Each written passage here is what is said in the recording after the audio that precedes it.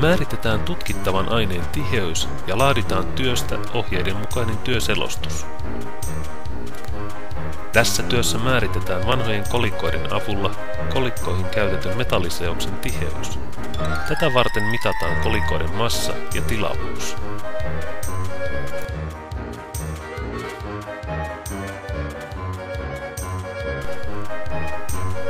Punnituksessa käytetään elektronista vaakaa.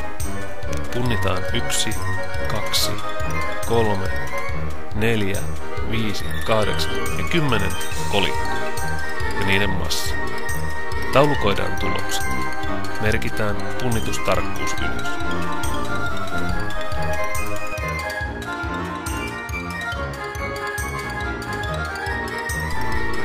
Kolikoiden tilavuus määritetään kahdella eri tavalla. Ensimmäiseksi mitataan kolikon paksuus ja halkaisija työntömitalla.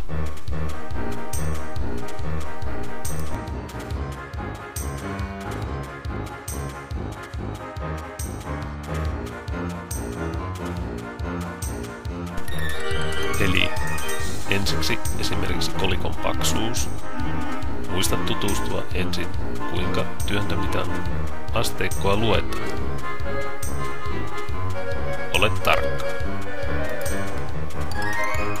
Seuraavaksi kolikon halkaisija ja edelleenkin. Varmista, että luet mitta-asteikkoa oikein. Ole huolellinen.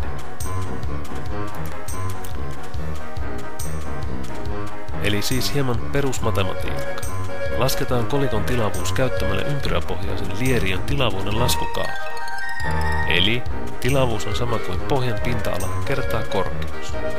Tässä tapauksessa korkeus on sama kuin kolikon paksuus ja pohjan pinta-ala on sama kuin kolikon pinta-ala. Sivusta mitattu.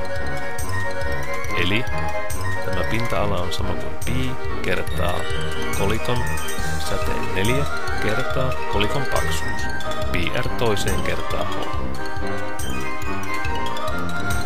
Toinen tapa määrittää tilavuus.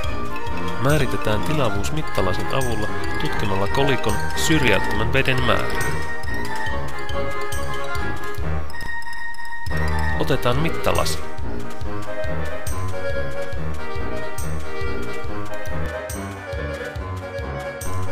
Laitetaan mittalasiin vettä ja luetaan veden tilavuus mittalasin asteikolta. Ole tarkkana veden tilavuuden määrän lukemisessa. Tilavuus luetaan nestekuplan pohjan kohdalta. Eli huomaa, nesteen pinta ei ole suinkaan suora, vaan se on hieman kaareva.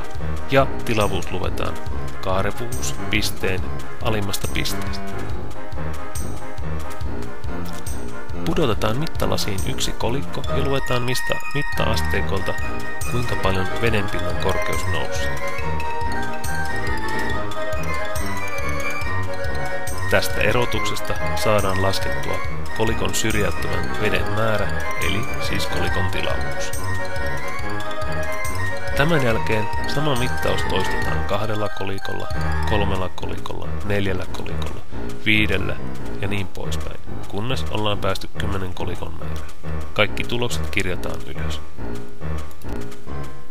Piirretään millimetripaperille tilavuus kautta massa koordinaatista.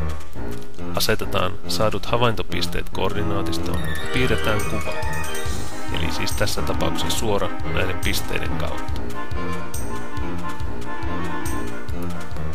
Pystyakselille tulee siis massa, yksikönä grammoja, vaaka-akselille tilavuus, jossa yksikkönä on esimerkiksi kuutiodesimetri, joka on täsmälleen sama kuin 1 litra näitä mitoissa. Määritetään seuraavaksi saadun suoran kulmakerroin. Saatu kulmakerroin on täsmälleen sama kuin kolikon tiheys. Jälleen hieman peruskoulumatematiikkaa. Täydennetään saatua suoraa seuraavalla tavalla. Piirretään suoran viereen suorakulmainen kolmio kuvan osoittamalla tavalla. Kolmion pystykateetti edustaa kappaleen massaa ja vaakakateetti tilavuutta. Kulmakerroin saadaan määritettyä sillä tavalla, jaetaan massa katetin pituus tilavuus katetin pituudella. Eli kolikon tiheys saadaan selville sillä tavalla, että jaetaan saatu massa tilavuudella. Massa ja tilavuus luetaan siis piirretystä kolmiosta, oikeista kateteista. Alla vielä tiheyden laskukaava matemaattisessa muodossa. Tiheys on massa jaettuna tilavuudella. Kirjoitetaan vielä lopuksi työraportti annettujen ohjeiden mukaan.